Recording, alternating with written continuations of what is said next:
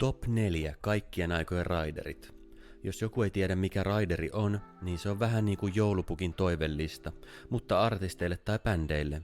Artisti tai bändi kirjoittaa toivellistan, mitä haluaa bäkkärille eli takahuoneeseen ennen keikan alkua, ja keikkajärjestäjä yleisesti toteuttaa sen. 4. Madonna. Madonna tunnetaan hyvin tarkasta ja yksityiskohtaisesta raideristaan. Mukana oli yleensä tietynvärisiä valkoisia ruusuja, sisustus, joka muistuttaa hänen kotiaan, ja esimerkiksi yksityiskokki ja personal trainer.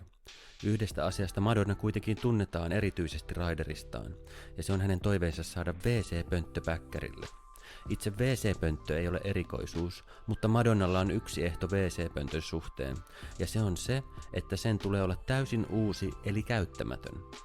Madonna siis haluaa ilmeisesti korkata aina uuden WC-pöntön keikkapaikallaan. 3. Van Halen. Van Halen toivoi aina bäkkärille kulhollisen emetemiskarkkeja.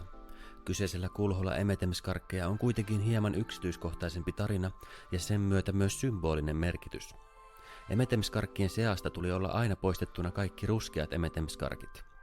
Tämä viesti Van Halenille, että keikkajärjestäjä oli ottanut tosissaan heidän tarkkan listansa. Van Halen tunnetaan monipuolisesta ja monirakenteisesta keikkalavoistaan, joten emetemiskarkit symboloivat myös rakenteiden turvallisuutta ja niiden huomioimista. 2. Mariah Carey. Mariah Carey tunnetaan todella tarkoista ja pitkistä keikkaraidereista. Muun muassa huoneen lämpötila tuli olla aina tasan 23,8 astetta, jotta Careyn ääni pysyi kunnossa. Mukana tuli olla myös valkoisia liljoja sekä kynttilöitä, ja bäkkärin kaikki huonekalut piti peittää valkoisilla kankailla.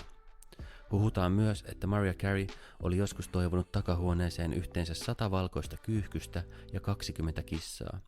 Tiedä häntä, että onko kyseessä pelkästään huhu vai oikea tarina. Ensimmäisenä Iggy Pop. Punk-legendana tunnettu Iggy Popin raiderit ovat tunnettuja huumoristaan ja persoonallisuudestaan.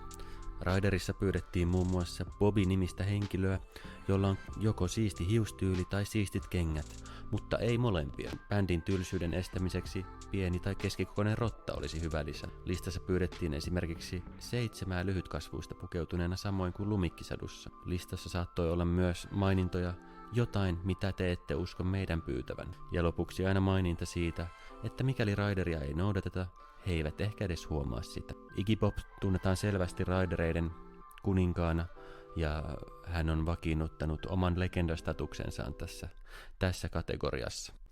Kiitos, että kuuntelit kautta katsoit tämän jakson.